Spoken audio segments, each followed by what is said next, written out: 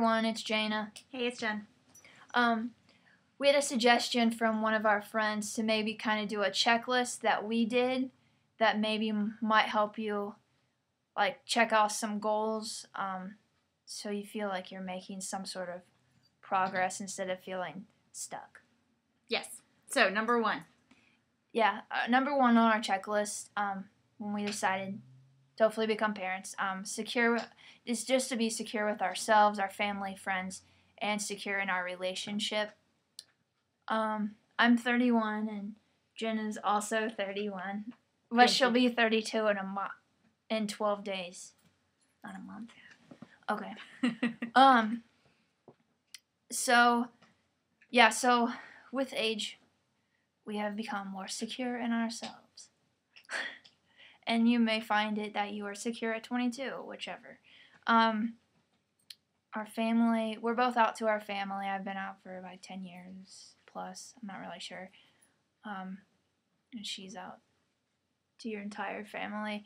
I'm out to like my parents and close friends that are kind of like my parents. And stuff like that. Our family really isn't that close.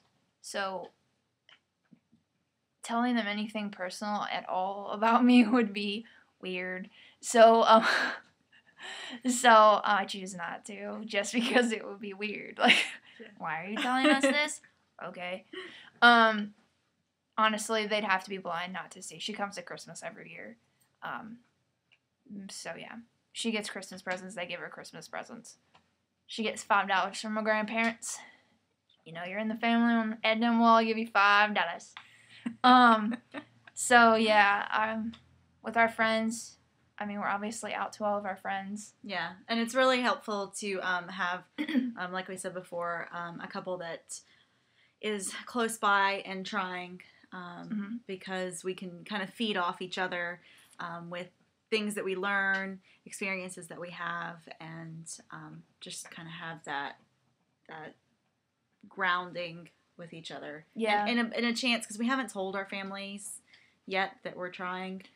So it's nice to have some friends to talk to about that. Yeah, we really haven't told very many people at all because I don't want them asking if we're pregnant yet. Because it's already going to be a stressful time and emotional, so we don't want to add that added stress of, no, we're not pregnant, or yes, we're pregnant, and telling them too soon, and all that good stuff. Yeah, also one of my best friends is pregnant. She's been with her girlfriend for like 10 years, since college. They've been together forever. So she's pregnant, and we can ask them any questions about anything. And they will tell us, because they will tell us. They work in the medical field, so they are not queasy about anything. Yeah. So we ask them many questions. Yeah. Our relationship, like we said, we've been together for almost 7 years. We've been through the ups and downs, supporting each other, and all that good stuff. Yeah.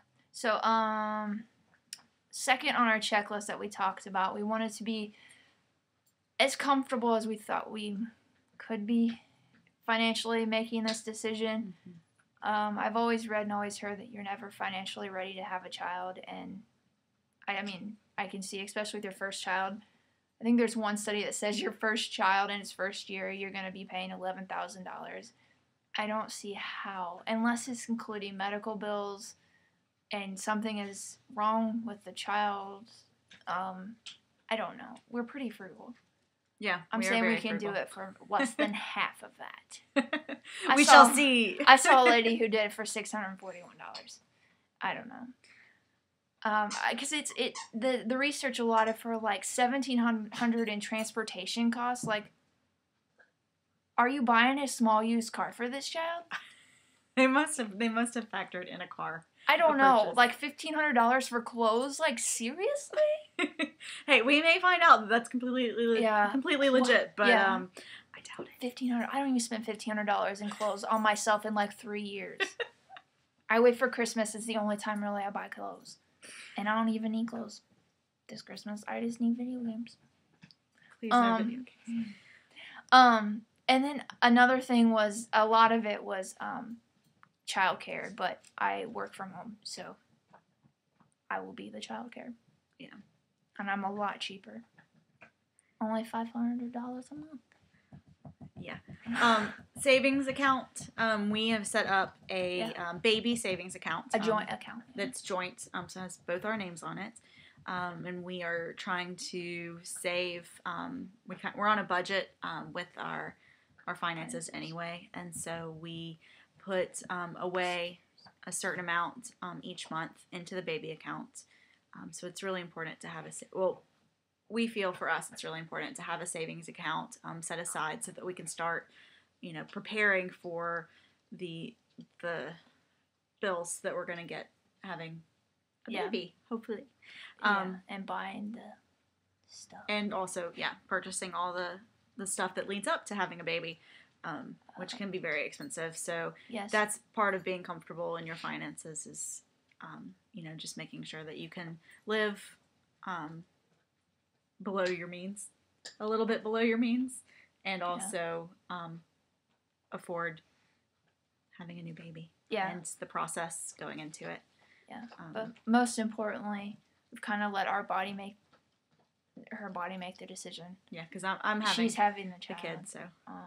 She has better insurance since I'm a first year startup business. My insurance kind of sucks right now.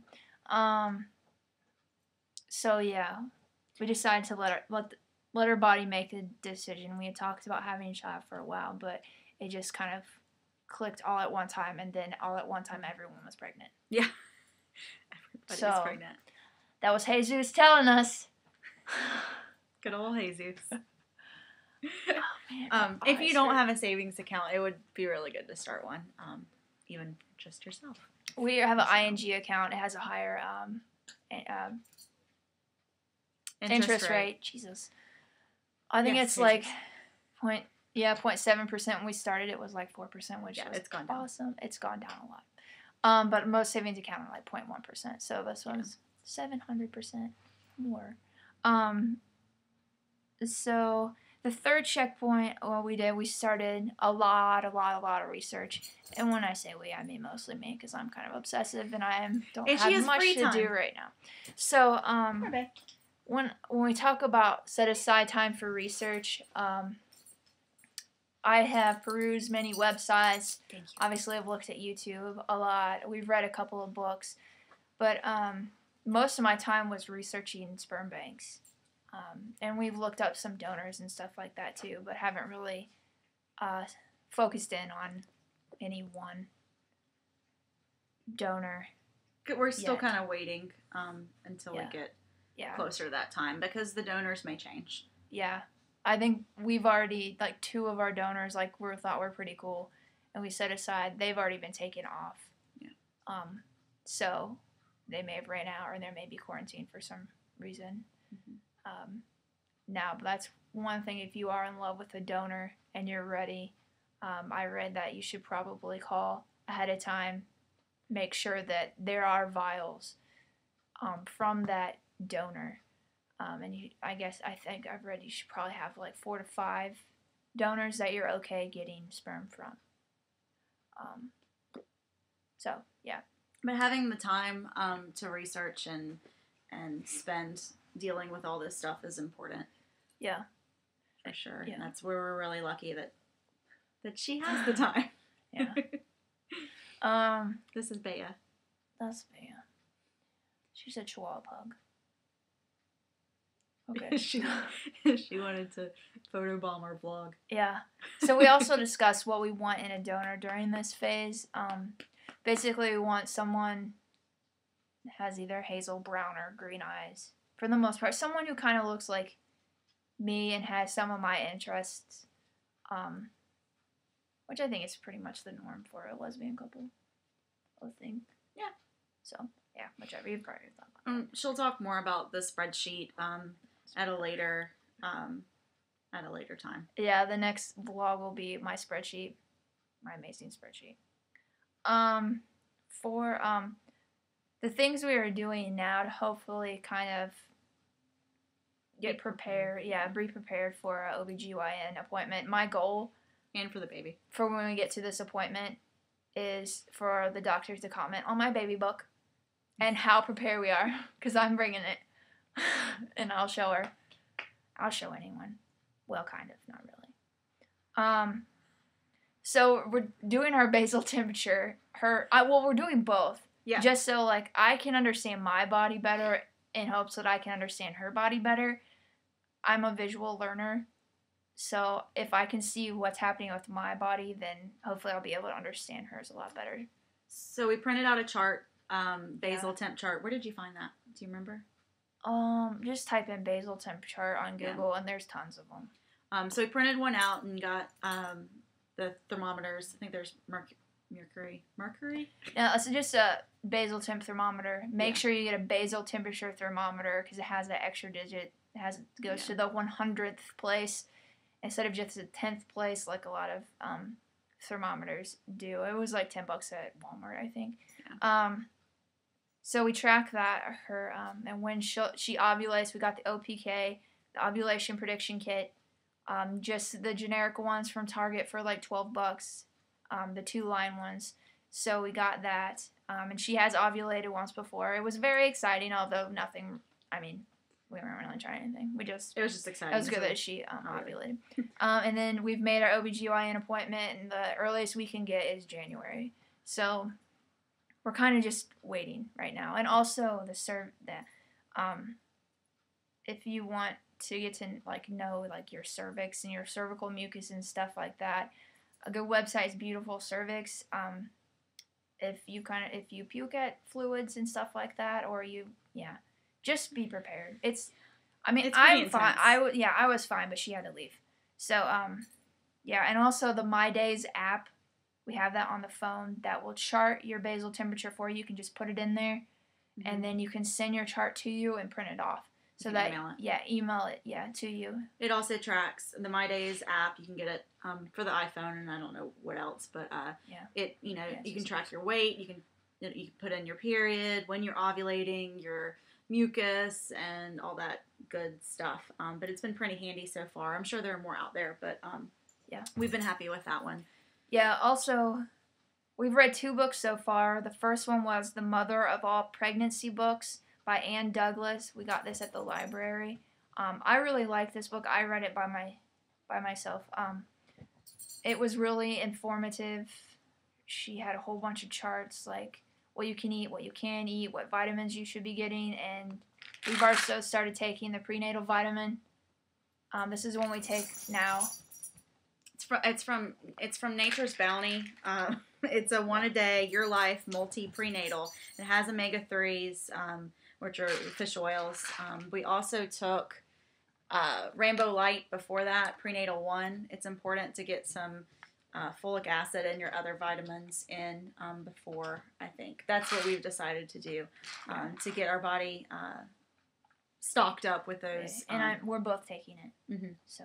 And they're both 1 a day. Yeah. This one, the Rainbow Light one, is vegan vegetarian because we're vegetarian. And we'll talk about that later. Well, I eat meat. She's a vegetarian. Yeah. But I only eat meat out. Whatever.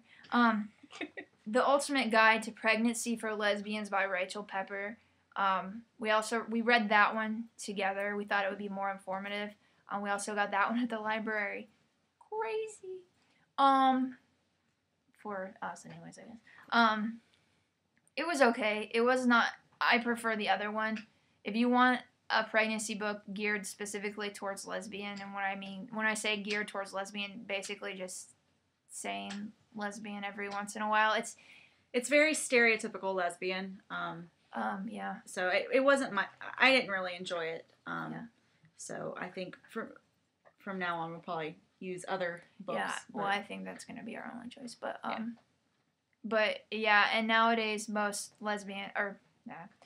pregnancy books use partner anyways to refer to your other half. So that is it. Yes, she is going to do a spreadsheet vlog coming up soon. But otherwise, bye for now. Thanks for watching.